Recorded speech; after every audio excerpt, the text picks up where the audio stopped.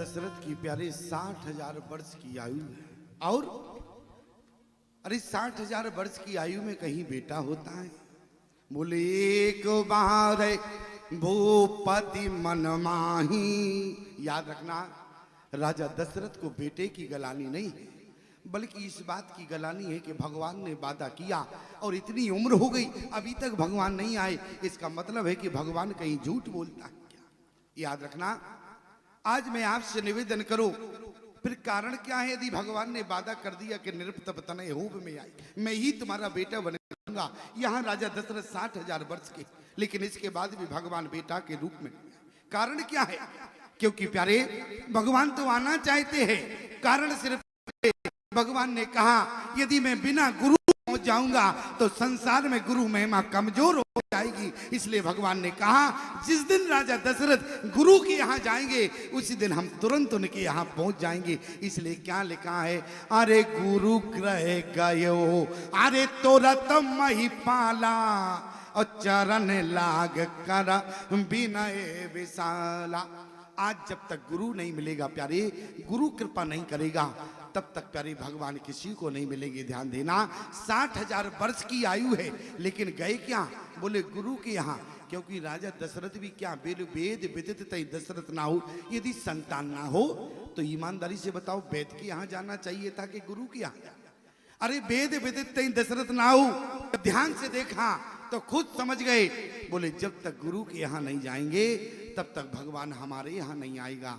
याद रखना, जिनके चरण गुरु के यहाँ जाते हैं उन्हीं के यहाँ भगवान के चरण आते हैं। इसलिए गुरु ग्रह गयो, अरि तुरत मही पाला और चरण लाग कर विनय विशाला।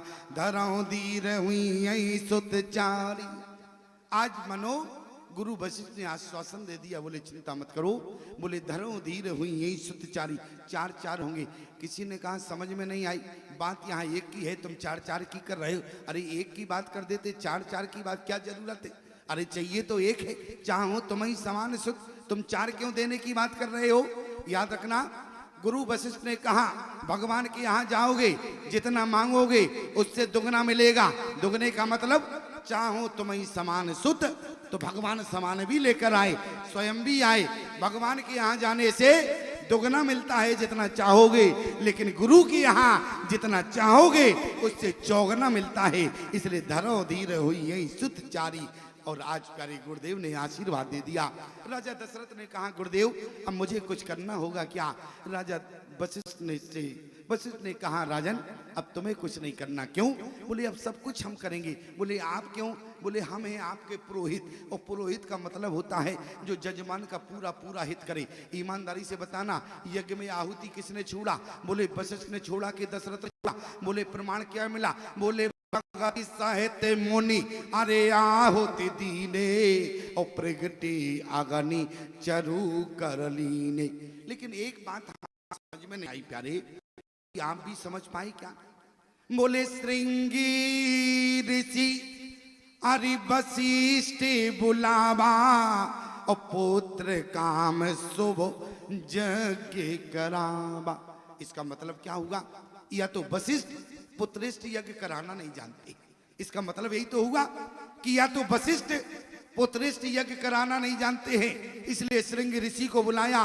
यदि वशिष्ठ पुत्रेष्ठ यज्ञ कराना नहीं जानते तो वशिष्ठ के लिए क्या लिखा? बोले सो गोसाई विधि आदि गति जय छे की और सकई सुटारे टेक सोटे की। कारण क्या है कि अयोध्या की भूमि पर वशिष्ठ ने पुत्रेष्ठ यज्ञ नहीं कराया, बल्कि श्रृंगी ऋषि अरे वशिष्ठ बुलावा और पुत्र काम शुभ यज्ञ करावा। कारण सिर्फ इतना है प्यारे, जिस समय अयोध्या के राजा मनु थे उस समय भी वशिष्ठ उस काल का पुरोहित कर रहे थे, और वशिष्ठ ने उस समय प्यारे पुत्रेष्ठ यज्ञ कराया। पुत्रेष्ठ यज्ञ का मतलब होता है ये नहीं कि हमारे जीवन में निसंतान हो तभी हम पुत्रेष्ठ यज्ञ करावे। पुत्रेष्ठ यज्ञ का मतलब होता है यदि माता पिता अपने जीवन में विशेष संतान की प्राप्ति चाहते हैं तो पुत्रेष्ठ यज्ञ